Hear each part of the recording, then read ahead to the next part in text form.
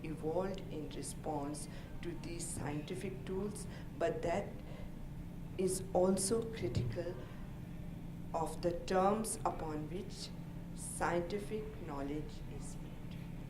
Thank you. Any questions?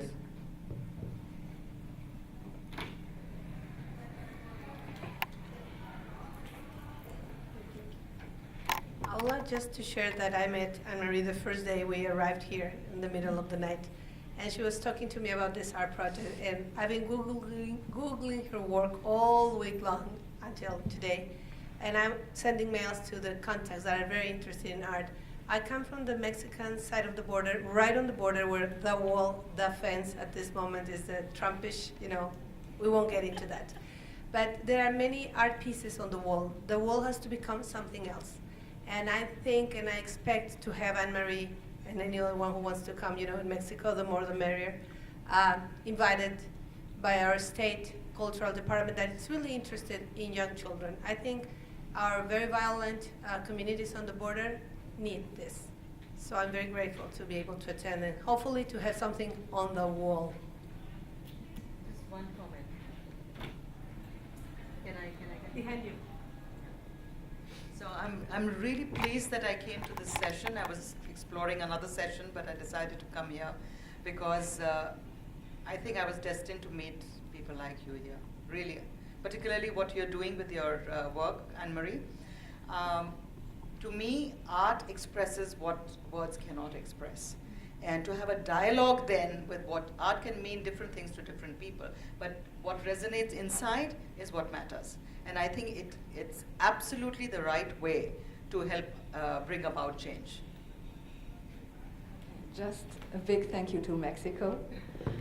We are used to working in Mexico, so we know the structures. I love the country. I've been spending a lot of time there, and yes, let's enter into some discussions, what we can do, some brainstorming, and try to find out your needs and your expectations, and then we can create something together. That's wonderful. Thank you, and thank you for your comment. We are actually very grateful that we can do that. I mean, it was a very conscious decision 10 years ago. We were both, Corinne Ernie, my associate partner in New York, and I, we both come already from an arts background. She as a cultural manager, I'm as a curator. At that time, I was running a gallery and an art advisory in Germany. And I needed something more, and Corinne as well, to create something meaningful, to contribute something to society. So we met in 2004, we decided we want to do something, and then in 2006 officially we created Artboard, and since then it has been really rewarding because we also see changes. It's not only about doing something great and doing something beautiful and meaningful, it's also seeing the changes in society, even if it is only a little drop, because most of the critical comments I hear, yeah, but what can I do as an individual? I cannot do any I cannot create any change. Yes, you can. Like we saw on one of the shifts before in the other panel, you can do something. If you change your mind, like we always tell the kids, if you change something in your everyday behavior, you can inspire your parents. And that's what is happening. So it's really from bottom up. And we want to put together the kids, so really like the society, with the policymakers. They have to challenge the policymakers. They have to be on a stage with the Minister of Ecology and tell him, you know what, I don't want to live like this anymore. It has become crazy what we are having to stand here in Delhi. So you have to create something. What they did in India already, the 2.5% of profits of corporations going into corporate social responsibility projects. That's amazing. The whole world should do that. So we really have to copy. We don't have to create the wheel because it's already there. We really have to see and getting inspired. And so, to cut a long story short, we are very grateful. Another question. Very good.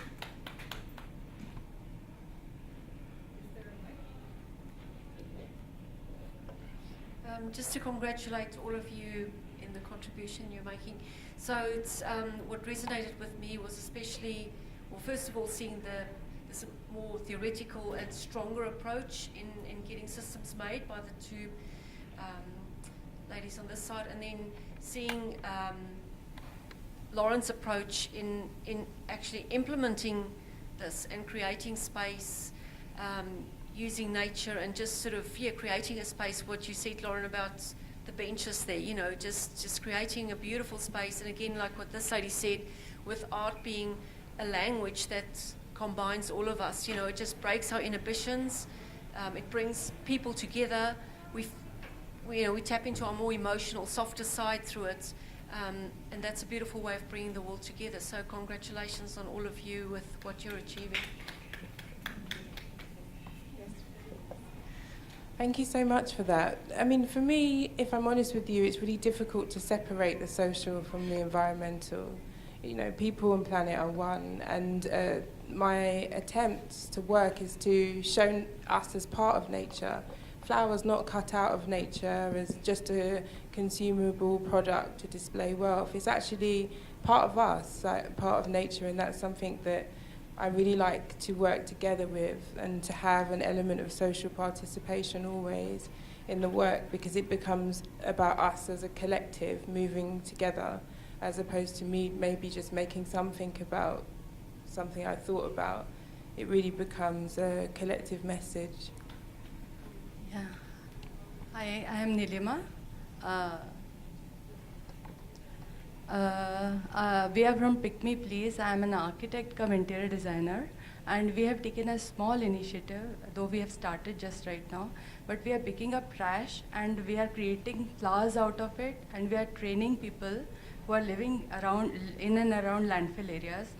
And as an architect and interior designer, I am trying to convert those skills that are there in the city, and they are sitting idle. We are using that manpower and trying to train them and to put those things they are making, and we are involving in our projects and doing the wall arts and everything, small artifacts and crafts out of CD waste and everything, computer and whatever waste material is there. We are trying to find a creativity out of that, and trying to convert it into a environmental friendly as well as sustainable model.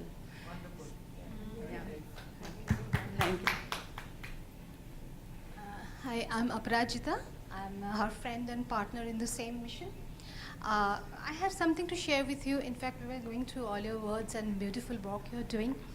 I have a little concern with us when we are making this kind of product and we go to sell to our Indian clients.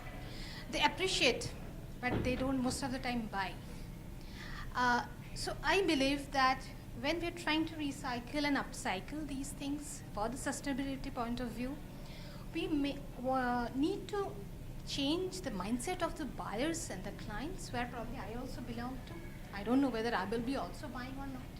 So I believe this mindset can be changed from the very beginning, from the school level, where children can be trained and you can say oriented towards using more recycled and upcycled product, and this way they can also, as you said, change the mindset of their parents. And we have seen in our country that it happened, that if you convey one message through the kids, it reaches well to the elders. So we are also trying to do this kind of campaign in the schools. There are organizations in India also who are already doing it, but I believe there are also scopes where you can also involve yourself and we can do it together. We will approach the schools, and in fact the schools are also taking a lot of initiative in this case, that they want to train their children in such a way so that they can be part of the sustainable future tomorrow. So I would love to have your coordination in this case, and we can go and approach to the schools so that we can train the children to make some art and craft out of it, so that they can build up their mindset of consume less, reuse, reutilize their things. So just one thought here, since you were asking for suggestions. Yeah. It's a very good idea. You said that people are not buying because it's recycled from that kind of waste. When you are training children in the school, then it's a very good idea. The starting point should be that there should be an exhibition where the parents and all are invited. Because their own kids have made those products, buy-in will be much more easier. So Exactly. instead of looking at the rest of the country or the city or the world, Right. first get the buy-in from, because parents are proud of what their children have created. True. And do these little fairs and exhibitions. Most schools have these melas or fairs. Right. Do it there first, and then you will spread further. Right. I think it's a very good suggestion. We will definitely already we are trying to do this kind of things. And schools are also open in this kind of suggestions. They give opportunity for this kind of organization to put up stalls and where we can sell our product, and parents can also get to know what are the things can be made out of trash. Wonderful. Thank you so much.